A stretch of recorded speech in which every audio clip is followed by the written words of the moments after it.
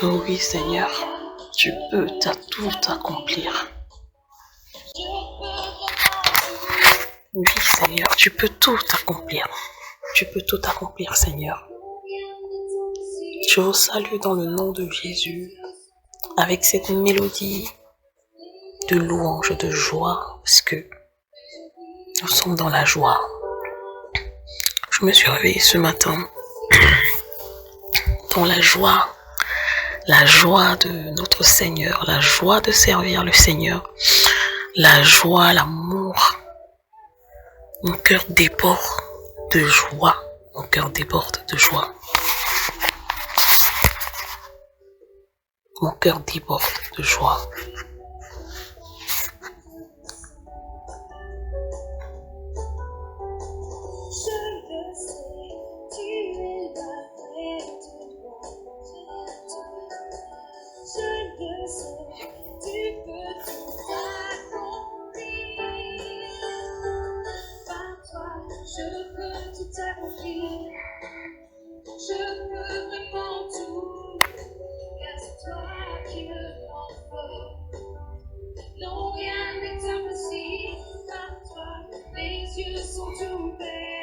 Les yeux sont ouverts.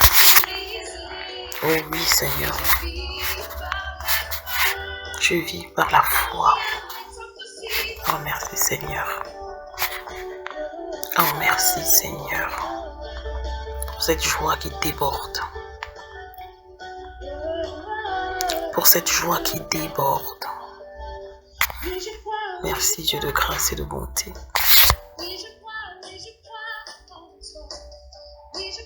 Tu es un Dieu merveilleux et bon.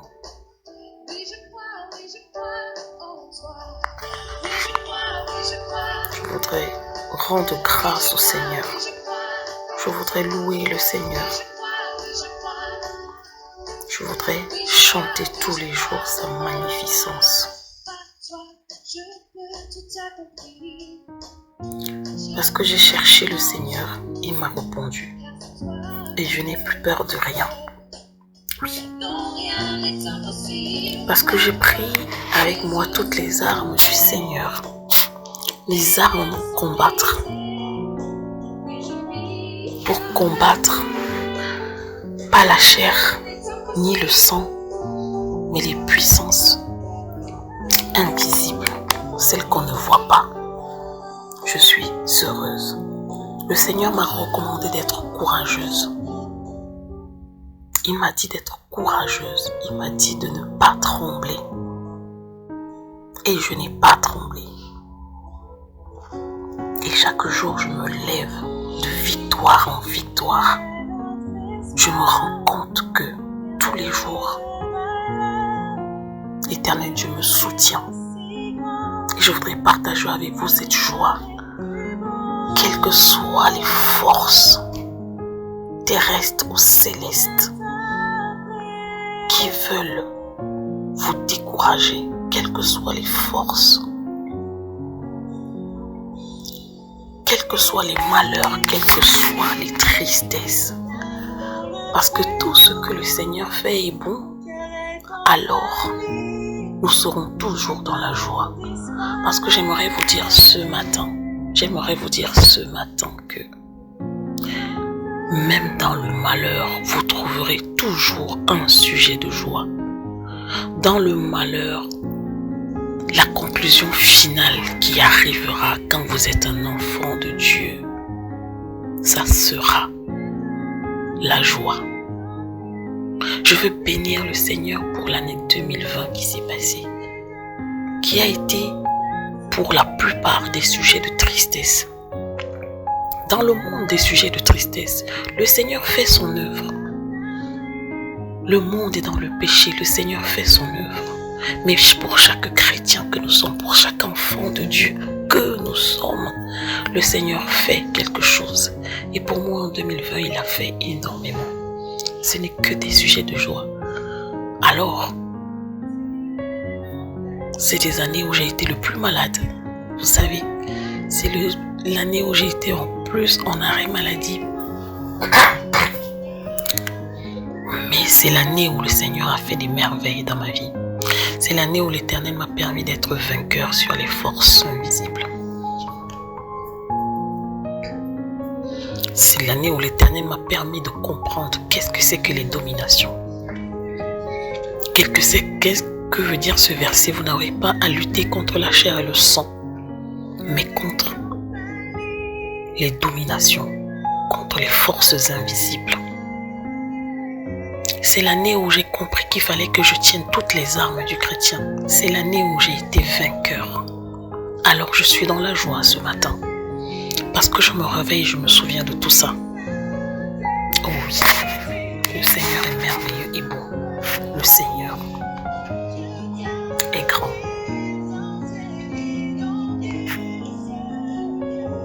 Gloire à Dieu dans les lieux très hauts, dans les lieux célestes et sur la terre, parmi ceux qui l'aiment. Gloire au Seigneur du puissant. Gloire à Dieu. Saint-Esprit, tu es le bienvenu dans ma vie. Tu es le bienvenu dans ma vie. Que ta présence vienne inonder le lieu où je suis, le lieu où tu es, toi qui m'écoutes. Que le Saint-Esprit vienne. Que le Saint-Esprit te saisisse par sa présence en cet instant. Que le Saint-Esprit te saisisse en cet instant. En cet instant. En cet instant. Que le Seigneur te saisisse.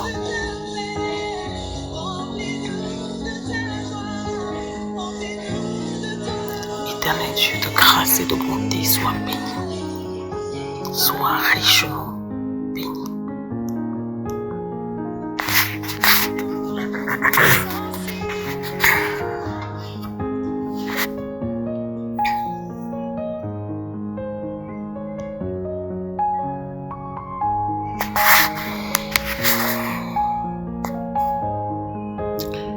J'aimerais que nous lisions ensemble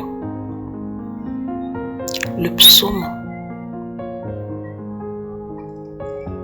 le livre de psaumes dans son chapitre 109.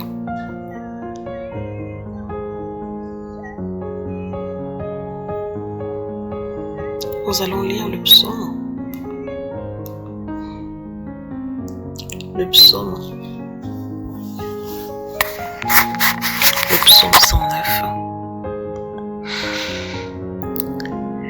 Et j'ai la version Parole de vie 2017. Psaume 109. Psaume de David, pris dans le livre du chef de chorale. C'est un psaume de louange. Ô Dieu, je chante ta louange. Ne garde pas le silence. Oui, les gens mauvais, des menteurs, ouvrent leur bouche contre toi, ô Dieu. Ils parlent de moi pour dire des mensonges. Leurs paroles de haine m'entourent de tous côtés. Ils m'attaquent sans raison. J'ai de l'amitié pour eux. En échange, ils m'accusent, mais moi, je prie pour eux. Ils me rendent le mal par le bien et de la haine pour mon amour. Je voudrais m'arrêter au verset 5. Quand je lisais ces versets, ça m'a inspiré quelque chose. Il y a des moments où on se met à prier et à dire: Éternel, tous ceux, je te prie pour ceux qui me détestent, tu veux que tu les détruises, etc. Le Seigneur nous apprend toujours à répondre à la haine par l'amour, à la méchanceté par la générosité. Vous savez, j'aime toujours croire que derrière la méchanceté d'un homme ou d'une femme se cache un esprit mauvais. Parce que cet homme, cette femme que vous avez en face de vous a été créée par l'Éternel et que c'est une personne merveilleuse. J'aimerais vous partager ce matin de chaque fois fois qu'il va voir quelqu'un qui vous fait du mal, qui vous dit des paroles méchantes, vous découvrez qu'il vous a fait un acte odieux, regardez cette personne et souvenez-vous que c'est le Seigneur qui l'a créé. C'est le Seigneur qui a créé sa chair et qui peut être utilisé par des dominations célestes. Et le fait de penser ça devrait vous faire l'aimer parce que c'est un être qui a été créé comme vous par le Seigneur. Il vous déteste, il vous méprise, mais priez pour lui parce que la haine peut très facilement se transformer par l'amour. Je l'ai personnellement expérimenté. La haine peut très facilement se transformer en amour. Nous allons continuer au verset 6. Voici ce qu'ils disent contre moi. Choisissons un homme mauvais pour l'attaquer. Qu'un accusateur se tienne à sa droite. Quand il sera jugé, il sera condamné. Que sa prière soit considérée comme une offense faite à Dieu. Que sa prière soit considérée comme une offense faite à Dieu. Il y a des moments où vous pensez prier le Seigneur, vous voulez prier le Seigneur, mais vous êtes attaqué. Vous êtes attaqué des fois pour vous demander si c'est vraiment le Seigneur que vous priez, si c'est vraiment des paroles adressées à Dieu que vous faites. Vous êtes attaqué dans vos pensées. Souvenez-vous que vous n'êtes pas seul. Le seul fait de penser que vous n'êtes pas seul devrait vous rassurer déjà. Continuons au verset 8. Il ne doit pas continuer à vivre.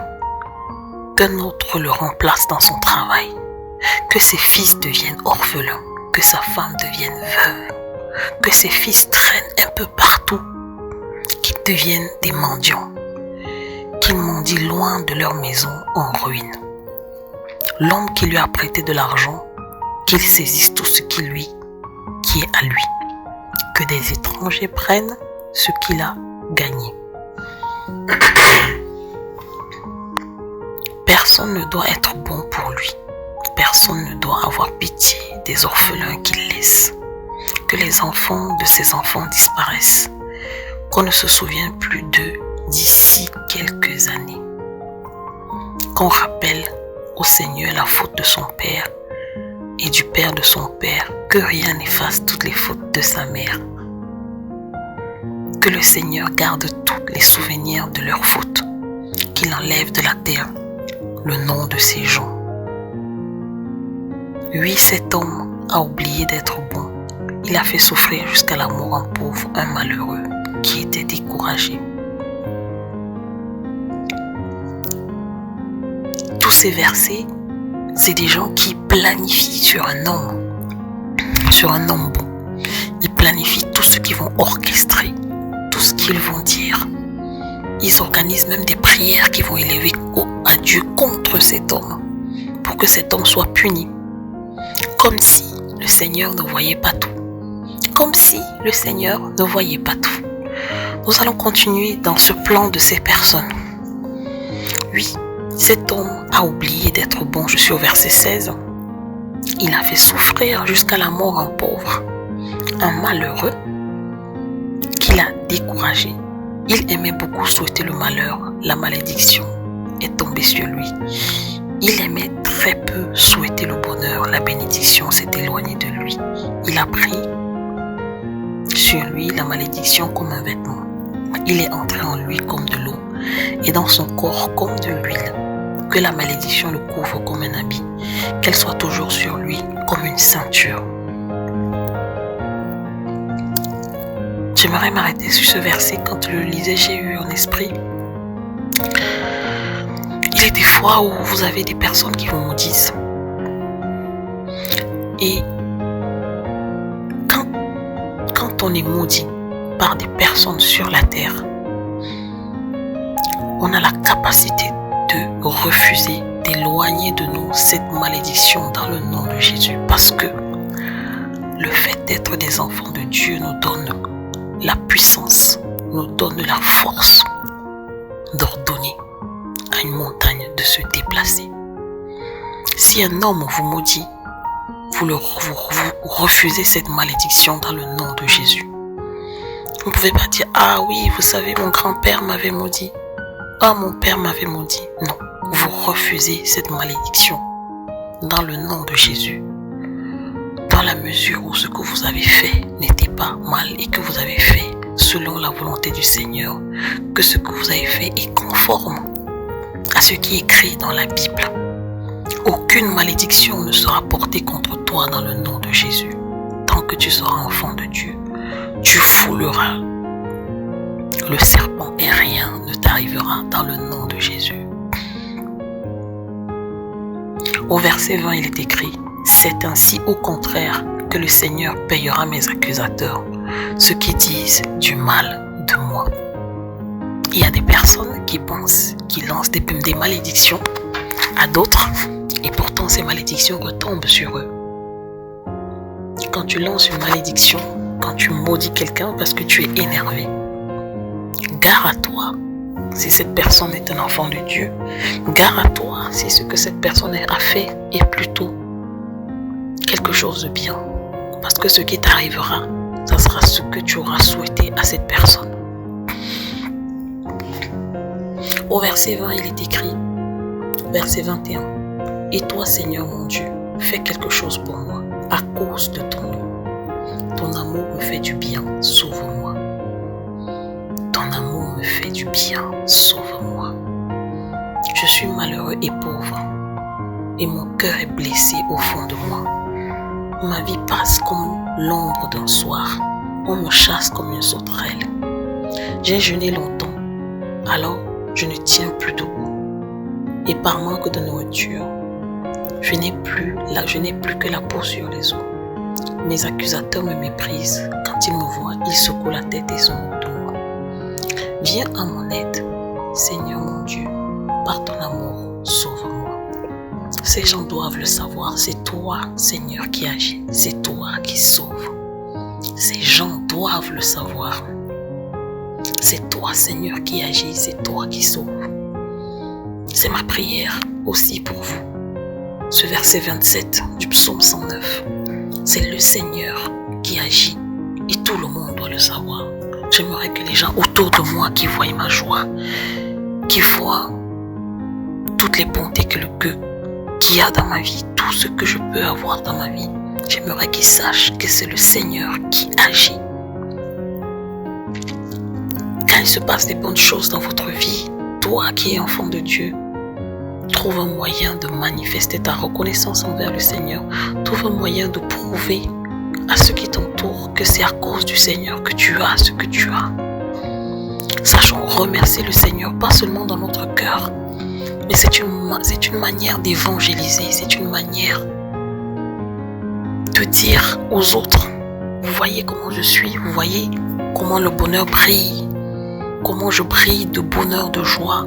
C'est à cause du Seigneur. Vous voulez être dans cette joie-là, venez aussi au Seigneur. C'est une façon d'évangéliser. Au verset 28, il jette des malédictions, mais toi tu bénis. Amen. S'ils s'élèvent contre moi, ils seront couverts de honte, et ton serviteur sera plein de joie. Tous ceux qui s'élèvent contre toi, qui m'écoutent au nom de Jésus, tous ceux qui s'élèvent contre toi pour te détruire seront dans la honte, parce que tu es un enfant de Dieu. Amen. Au verset 29, que mes accusateurs perdent leur honneur, que la honte les couvre comme un vêtement. Je veux remercier le Seigneur à haute voix. Je veux chanter sa louange au milieu de la foule, où il se tient à la droite du pauvre pour le sauver de ses juges. Je voudrais reprendre le verset 30. Je veux remercier le Seigneur à haute voix. Je veux chanter sa louange au milieu de la foule. Amen, Seigneur. Amen, Seigneur.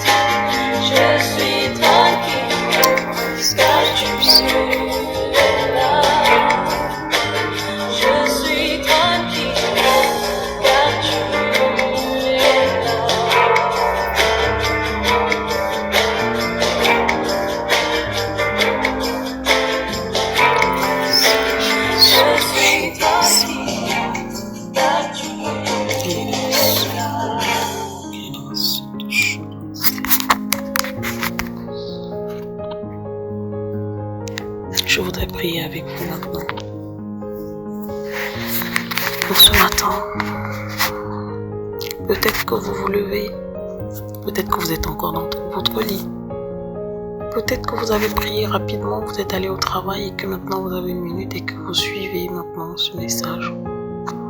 Quel que soit où vous vous trouvez maintenant, je voudrais prier avec vous. Dieu de grâce et de bonté, je voudrais que tu bénisses chacun d'entre nous. Je voudrais que tu bénisses chacun qui écoute ce message en ce moment, Dieu de grâce et de bonté. Je voudrais que tu nous combles de bénédictions. Seigneur, que tu nous couvres de joie dans notre cœur, Seigneur, quel que soit ce qui se passe, Seigneur. Nous marchons, Seigneur, nous sommes peut-être foulés en genoux et nous avons mal. Nous nous sommes levés avec des douleurs dans le dos. Nous nous sommes levés avec des céphalées. Nous nous sommes levés avec une nouvelle de malheur. Seigneur, je voudrais que tu mettes la joie dans notre cœur. Cette joie que tu nous donnes, Dieu de grâce et de bonté. Oh Seigneur du Tout-Puissant,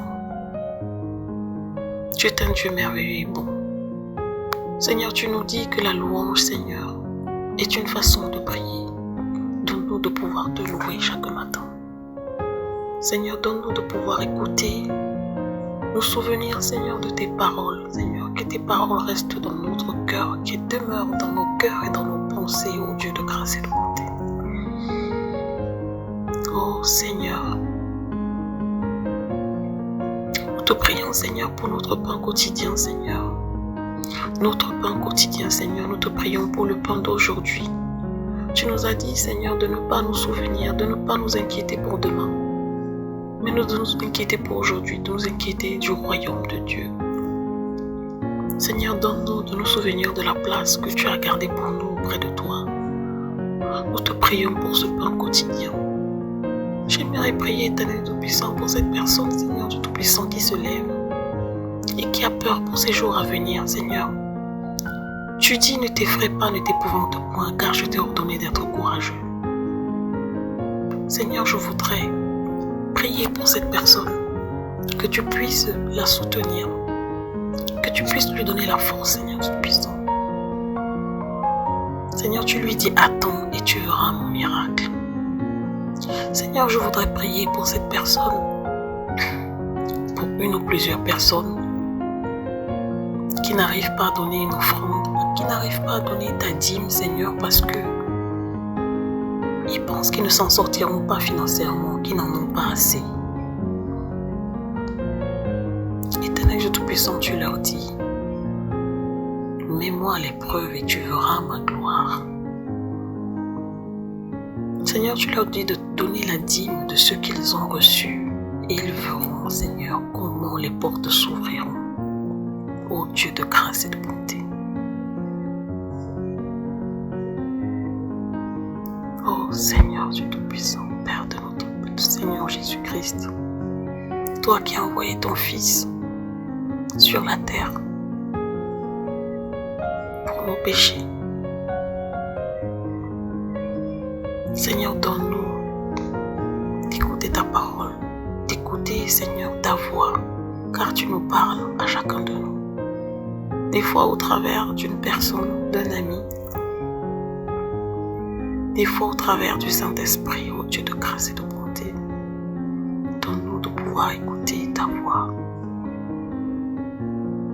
Seigneur, je voudrais prier pour cette personne, Seigneur, qui est anxieuse par rapport à son futur.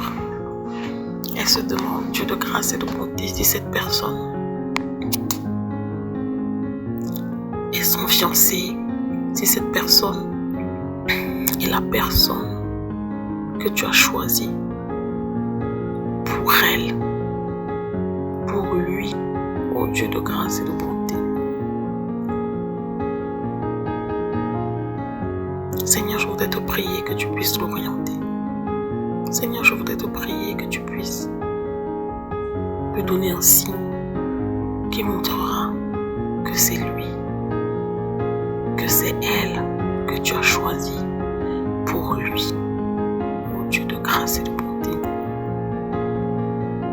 Et la main sur le chou de joie.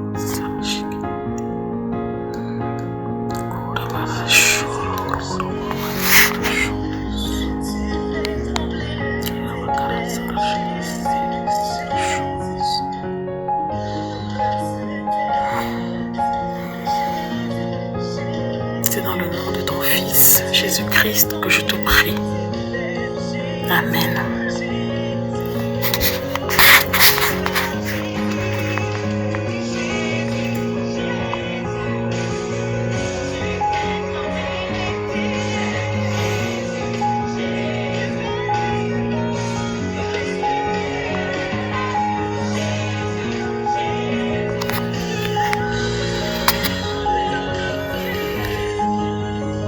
Tu es là, tu écoutes peut-être ce message ce matin et tu as un enfant qui te préoccupe énormément. Tu trouves qu'il n'écoute pas ce que tu lui dis, tu trouves qu'il prend une mauvaise orientation et tu as peur. Le Seigneur te dit, ne suis-je pas ton Dieu? Ne crois-tu pas que je suis le Dieu tout-puissant, que toute la puissance m'appartient? Confie-toi en moi et tu verras ma gloire. Confie-toi en moi et tu verras ma gloire et sois patiente. Sois patiente et tu verras ma gloire. Amen. Je voudrais qu'on lise, pour terminer, encore les psaumes. Le psaume 119, du verset 11 au verset 14.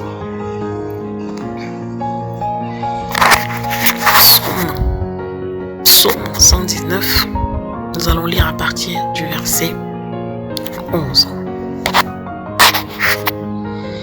Je garde tes enseignements dans mon cœur pour ne pas pécher contre toi. Merci Seigneur. Apprends-moi ce que tu veux. J'énumère toutes les décisions que tu as prononcées. Je suis heureux d'obéir à tes ordres, comme si je possédais toutes les richesses du monde. J'ai lu dans la version Lui, second. Excusez-moi, j'ai lu dans la version Parole de vie 2017. Je garde tes enseignements dans mon cœur pour ne pas pécher contre toi. Merci Seigneur, apprends-moi ce que tu veux. J'énumère toutes les décisions que tu as prononcées, ô Dieu.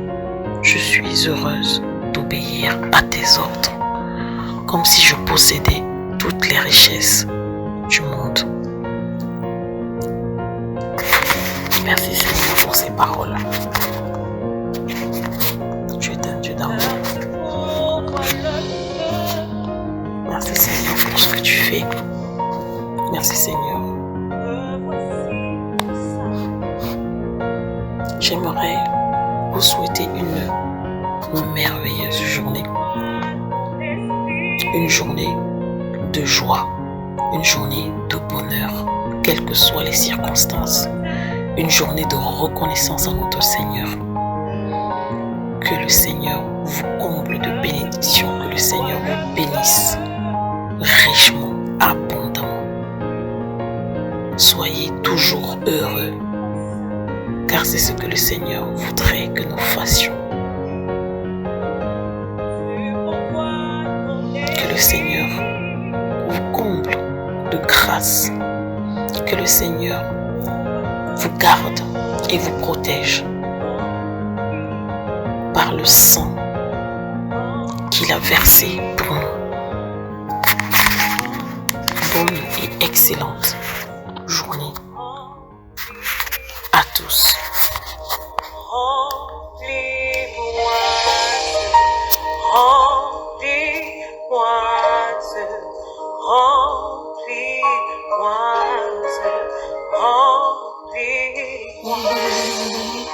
Seigneur, c'est pour toi le feu.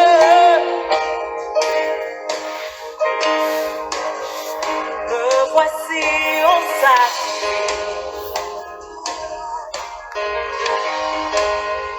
Tu pourvois ton esprit. J'ouvre totalement. Remplis-moi, Dieu. Remplis-moi, Dieu. Remplis-moi.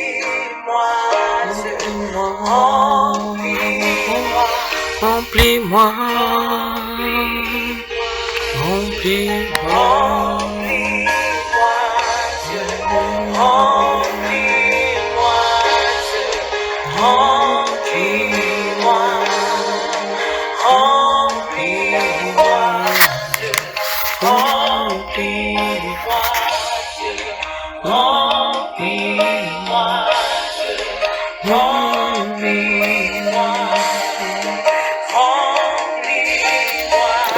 que le Seigneur vous remplisse. Que le Seigneur vous remplisse. Qu'il vous remplisse, remplisse, remplisse.